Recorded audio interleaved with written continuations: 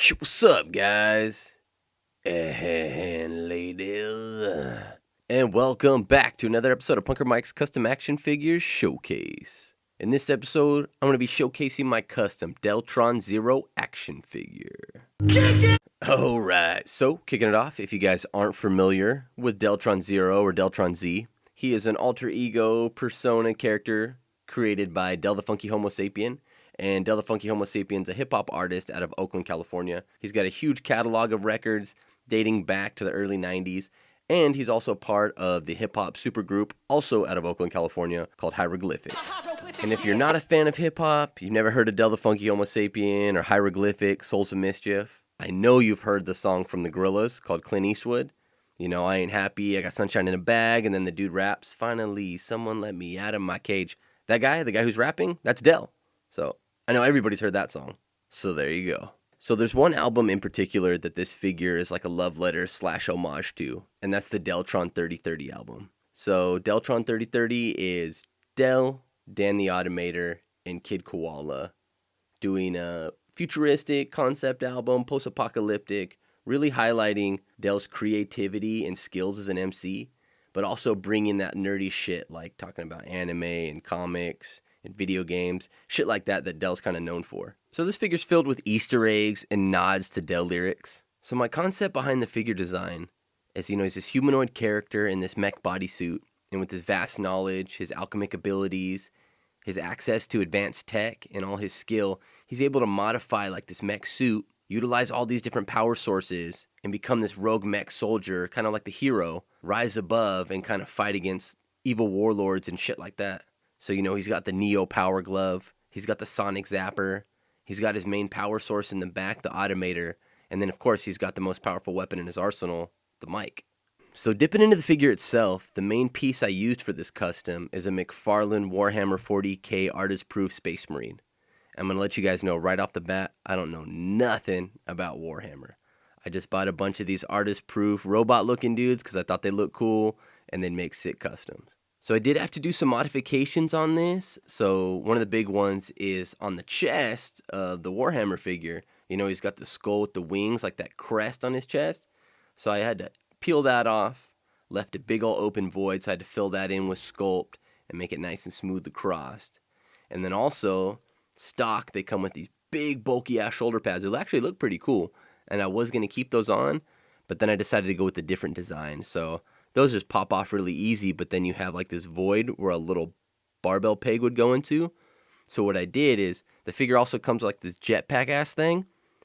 And so I just peeled the vents off and I just put those on the shoulders. So he's got like these cool vents on the shoulders, and then I also put a vent on his chest too. I thought that kind of pulled the look together a little bit. And then also on the waistline, like on his belt, he's got like these like hip little shield protector pads. And what I did is I just cut those off and I dremeled that shit down. So that way it kind of opens up the hips a little bit more, a little bit better articulation, and it kind of flows a little bit better. So checking out the head I used for this figure is Afro Samurai. So even though Del doesn't really look like Afro Samurai, and they don't even have the same facial hair, I thought the character would be pretty fitting for the figure. I thought it'd be pretty cool. And then I even thought about like maybe dremeling down Afro Samurai's facial hair and like try to sculpt like Del's facial hair on there, but I kind of like the way it looks, so I just left it like that. And I got the hat from a Dassen Slam Dunk Ayako figure, so I had an extra one, and I was like, oh man, this hat's gonna fit perfect on the Del figure, and it does. Had to stretch it a little bit, so primed it, painted it, and then the little Hyro symbol is just a slide decal. And I kind of went ham with slide decals on this one because I feel like I struggled before with slide decals. And before I was using inkjet slide decals, and they weren't coming out good, and I was struggling with them.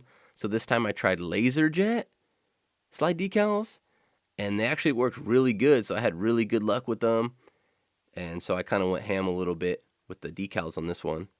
And on the back of the head, I did have to sculpt some hair because, once I pulled the afro off, it was just kind of like smooth, and you can see like the groove or like the peg plugs into the hair. So I did have to sculpt some hair in the back, and then since it is like a snap back, I had to sculpt a little bit of hair in like that little void right there too. So I put a little power scouter on him. So it's two parts. It's The scouter part that goes over his eye is from like that Marvel Legends Dirk Anger head sculpt. And then the little antenna, little unit on the side, I think that's from like a Star Wars Black Series figure. Might have came with like the land speeder Luke, something like that. I can't really remember off the top, but I'm pretty sure it's like a Star Wars Black Series little prop. And then on the chest, I already mentioned the one vent that came from like the little jetpack thing. And then again, the slide decal. So I got the Hyro slide decal. I got the little Automator because he's equipped with the Automator. And then I got that future development like kanji underneath that too, just to kind of like give it a little bit more design. And I put that logo on the Sonic Zapper and also on the Power Glove as well. So speaking of Automator, let's check him out. Got him equipped on the back, main power source. So fatty shout out to Kyle Robinson. Check out Kyle Robinson on Instagram. He sent me a bunch of props, and this is one of them, like this cool 3D printed ghetto blaster. And it was like the perfect part because I know I wanted him to have some type of, like speaker or boombox or something equipped. And like this shit just fit perfect. So the Warhammer figure has like the square like port peg thing on the back that holds like that jetpack, which probably isn't a jetpack. But like I said, I don't know shit about Warhammer, so I'm calling it a jetpack. So I was able just to modify the backside of the ghetto blaster and have it just like plug in on that port. And then I just glued it on there, and it like fits like perfect. Doesn't really hinder articulation or anything. Perfect. And I love the design on the boombox. Got so much cool little detail. I have another little Automator slide decal right above like the buttons for the cassette player part of the boombox. Super sick. So fatty shout out to Kyle Robinson. Check him out on Instagram. Cool ass dude. So those black hoses that are connecting the Automator to the mech, those are from like a real Ghostbusters proton pack prop. I just like snipped them off the proton pack, and then they were yellow, and I painted them black, and I think they have like the perfect texture. They look pretty cool. I also used a piece for the Power Glove as well. So let's slide down to the butt flap. So on the butt flap, he's got those pouches, the square pouches. Those come stock with the figure. Obviously, I just painted them. And then we have like the little mic holder. So that little piece came from like a Marvel Legends Hercules, like his strap that carries like one of his weapons. I just snipped that off his strap and then like affixed it to the butt flap. That way the microphone has like a nice little holster and everything. And the microphone, I have no idea where I got that. It was just in my fodder bin. It might be like a Barbie microphone or something. It's kind of cartoony looking, but it's like perfect size, so I just went with that. And then the Sonic Zapper. So I actually have a magnet embedded in the middle of the Sonic Zapper, like a rare earth magnet. And then under the butt flap, I have another rare earth magnet. So that shit just snaps on. So I don't have to worry about like putting it in a holster or like porting it in with like a peg or anything. The fucking magnet just snaps on there. Pretty sick. And the Sonic Zapper itself, so I have no idea where I got it from. It's like this like weird little bootleg Nintendo Zapper keychain blind box thing, and the handle of it was weird. It was just like a fat cylinder, like bigger than a pencil thick. So I just cut that off, and then the gun that came with the 40K Space Marine dude, I just cut like the handle of the gun and the trigger guard. I just cut that off, and then I was able to like glue it, and then I had to like fill in with sculpt. So I had to like reshape and kind of resculpt it a little bit. And then, yeah, came out pretty cool. I kind of like how it's like oversized, but the design of it looks pretty cool. And then his other gimmick is the Neo Power Glove. So, obviously, he's got to have a Power Glove. Come on, bro. So, what I did is just got a little bit of Abe's epoxy sculpt. And then I just kind of sculpted the design on the back of the hand. And then on the forearm, I sculpted the little buttons and everything. And then obviously painted that up. And then, like I said earlier, that real Ghostbusters Proton Pack hose, just painted that black. And came out pretty cool. So I got some more slide decals on there throughout. So I didn't want to go too ham on the Hyro symbols. So obviously I got one on the hat, the one on the chest. I got two little ones on the back of his legs. And then to kind of give it some variation, I got some zeros on there, Deltron Z. So I got one on the belt buckle and then one on the side of the leg. I got the big one on the side of the leg. All right, we're getting close. About like 85% done. So the majority of the painting's done. So I had the base coat, which was just a light gray primer. So it's kind of hard to tell on camera, but this is just the figure out of the box.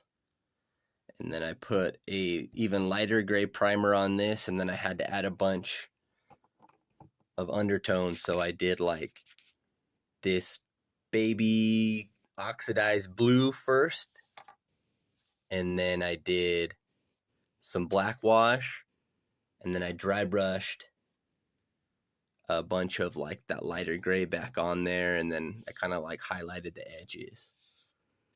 Not sure if it's showing up too good on my phone camera, but once I take pictures, like you can see all the details. So I got the slide decals on there, majority of the painting done. Got the Automator all painted up. I got to throw the slide decals on this one still.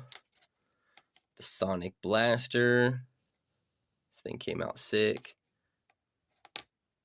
The Power Glove, the Neo Power Glove. Got the slide decal and this thing all painted up. Just have to fix the hoses. Super stoked how the head came out. My paint job looks really good. Got the Hyro cap with the little Hyro slide decal on there. Hat's looking pretty rad. And then I have the magnet hidden under here. So the Sonic Blaster will boom. Boom. And then I got the little hoop for the microphone. So the mic will just slide in right there. So everything's coming along pretty good. So it might not look like I had to do a lot of painting with the figure because it's a lot of the same colors, but I actually had to do a lot of painting. So the figure comes, it's the artist proof, so that just means it doesn't have any paint from the factory. It's just the primer looking gray. But I still had to take the figure fully apart, sand every piece, Dremel some parts, and modify stuff to, make sure you don't get paint rub. And then once everything's kind of like prepped and cleaned and sand, then I got to prime it and then start adding my different layers of paint. So I did a bunch of different washes on there, black wash. I did like an oxidized blue wash. I did a darker blue wash, a lot of dry brushing. I used powdered pigment and a shitload of clear coat, like in between all these different layers of washes and dry brushing and powdered pigment and all that. So I'm really stoked on the way the figure came out. This has been on my hit list, on my to-do list for a long time. I first started the project last year and been slowly hacking at it and then finally finishing it. Super satisfying. Love the way it came out. And eventually, too, I think I might want to create a helmet, some type of like cool-ass helmet. I have an idea. I just haven't got the part yet. And once I get that figure, I'll kind of tinker it. So I affixed the head on a way where I could still get articulation and movement, but I could take it off and swap it out for a helmet. And if need be, I can like use magnets to switch it out. So I kind of have it set up just in case down the future, if I want to add to it, I can do it no problem. So I hope you guys enjoyed the video. Hope you enjoyed the figure. Hope it inspired you. You can check out some of my other videos. Subscribe if you haven't already. You can check me out on Instagram. My handle is punker_Mike, and we'll see you next time. Oh, and I highly recommend heading over to my Instagram, checking out the little showcase video I did on this figure. Fatty shoutouts to the legends, Phil Ramirez, Josh Falcon. This is badass little VO intro, little homage to the 3030 album intro. I wrote this little script. They freaking killed it. Super rad music. Phil sounds super rad, and it made my video that much cooler. So fatty shout out. Super dope collab. Go check that shit out. And we'll see you next time. I already said that. Had to resculpt the hair in the back. That came out good. Ah!